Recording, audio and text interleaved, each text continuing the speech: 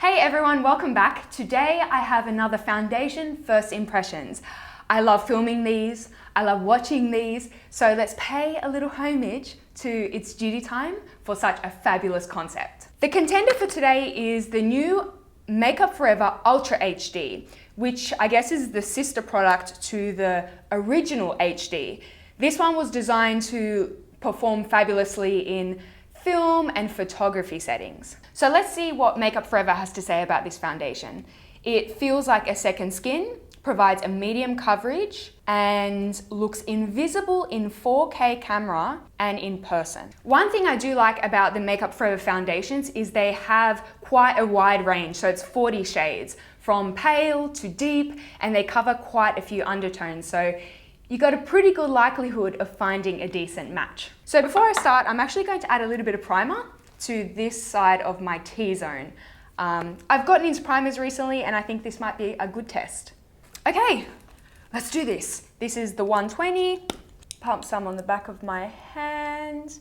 As you can see, it's got a pretty standard foundation kind of consistency. It's not super runny, but it will move down my hand a bit. I'm actually going to apply this with my fingers. I think that's the best way to kind of understand a foundation. So let's start on this side of my face first. Like the regular HD, I apologize if you haven't tried that one. It just seems like a logical means of comparison. Like the regular HD, it doesn't have too much slip.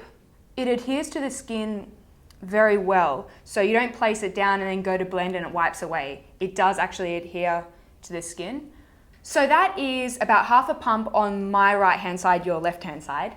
And I think I've built to about a medium coverage. I find that because this foundation sets quite quickly, it builds easily. It builds without even trying. I do think that you could build this to a full coverage if you wanted to.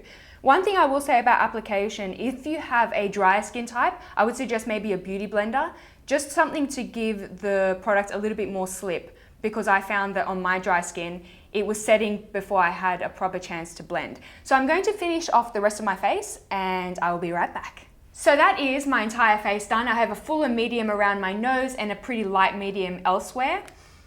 You know, I don't think I could have picked this apart from the regular HD if there was a blind test. To me, the coverage is very similar. It's a medium to full. It builds very well. The consistency is very similar. I mean, the colors were a little bit different, but I'm just throwing that out there. It's a little bit tacky still, so I would set this with a powder. Also, I will say that the prime side performed much better. The product adhered evenly and my pores just look a lot smaller and less visible.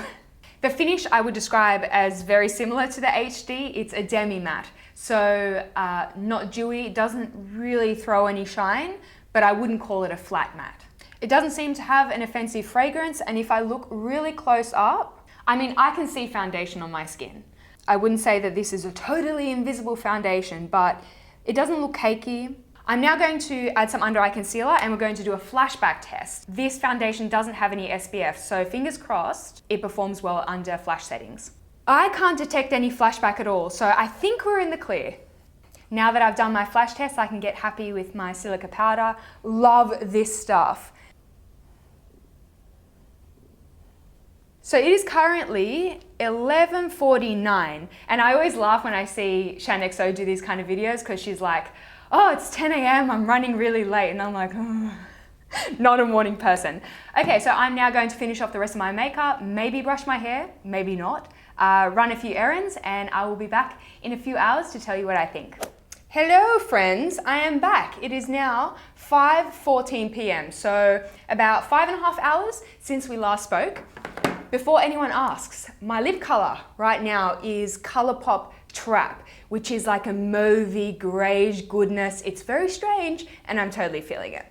Okay, so I've had the chance to look at this color match in natural light, and for reference, let me be difficult here, I'm about an NC22 with an olivey green undertone, and the shade 120 in the Ultra HD is a touch too golden for my skin and also a touch too dark. So just for reference, in case we happen to be skin twins, The good news is I don't think that this has oxidized at all. It appears to be the same shade as it was when I applied it. One thing I will say though is it doesn't really seem to be a very smoothing foundation on pores and texture, like say the Armani Lasting Silk. That makes my skin look absolutely poreless. The side where I applied the primer is definitely kinder to my pores. The longevity on this foundation so far is epic. It's doing really well. No sheen down the T-zone, no separation around the nose. It hasn't settled into my smile lines. Perhaps the only thing is I wore some sunnies for some portion of today and the foundation has shifted a little bit in that area, but frankly, I don't know a foundation that wouldn't. But so far, I'm really loving it and I will check back in a few hours. Hello everyone, it is currently 10:23, so nearing 11 hours since I first applied this foundation, and you might have noticed I have a friend. It's Sharon Farrell, the makeup artist. I'm sure you guys are familiar with her channel on YouTube. If not, I will link it in the description. Also, worth mentioning that Sharon has just gone to New York and she vlogged every single day while she was there. Yes.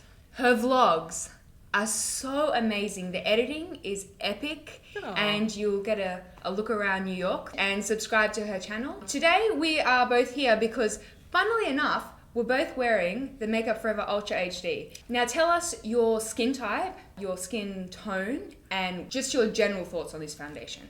Okay, so I've got quite different skin to Karima, so That's why I brought her along. You see, we're covering all bases That's here. it. Literally. So I've got much more oily skin. I'm combination, but definitely leaning on the oily side. I get really shiny throughout the day. I suffer from breakouts, mostly on my chin, and I am super pale, as you can probably tell, and I've got a really kind of pink undertone in my skin. So I use the shade R230. And I actually must admit that this has become my new favorite foundation. I've totally fallen in love with it. I brought it with me actually on that trip to New York, and I used it exclusively as my foundation for the 2 weeks, and I think it lasts really well on my skin, and that's a miracle on my kind of oily skin. And I really like the finish that it gives. I think for me, I've got quite freckly skin, and I like a foundation that gives me kind of a medium coverage. I don't like to totally cover my freckles, but I like something that's gonna like even me out and kind of cover breakouts and stuff. Yeah. And I think that this does that really, really well, and it doesn't cause any breakouts on my skin, which is always a good thing. Okay, interesting. I'm going to, Sharon has also done a first impressions on the very same foundation, so I'm going to link her video in the description box, and I'm going to keep my final check-in very brief. The strengths of the foundation, super fantastic longevity. Like, I've had this on for 11 hours, and I'm probably looking a little bit sheeny at this point, but I think it's still pretty No, it looks intact. really good, yeah. Oh, too nice. Too nice. You look amazing. So fabulous longevity. I think the coverage is very buildable. I found that I built to quite a solid medium without much work at all. Do you think you could build to a full? Oh, that's an interesting one. I think you probably could, actually. I think you could build to a full. So those are the 2 points that I would say are real strengths for this foundation. From the weaknesses perspective, I don't think it's particularly smoothing. Yeah? I've primed half my face. Can you tell? Oh, okay. So interesting. So I've primed this side. Yes! Can you see the difference like between this side of my nose? Yeah. Oh my god, I can totally see the difference, yeah. Drum roll. I give this a 4. Ooh, high praise indeed from the Shamfrip. What would you give it out of 5? Yeah, I'd probably give it a 4. Yeah, I'd give it a 4. It's not the perfect foundation, but it's pretty damn good. I think that's a hard level to achieve. Yeah. The perfect foundation status. Some might say impossible. Some might say impossible. So there you go. 2 entirely different skin types, 2 entirely different skin tones, and a 4 out of 5. It's pretty impressive. I think that's pretty good. I hope that you guys enjoyed this first impressions. Definitely check out Sharon's channel, her vlog channel, and her Ultra HD first impressions. I don't know what that was. Do you want to finish with my outro? Hope you have a wonderful day and we'll speak to you very soon. Okay. We hope you have a wonderful day and we'll speak to you very soon. Bye-bye. I feel like that was very Mary Poppins.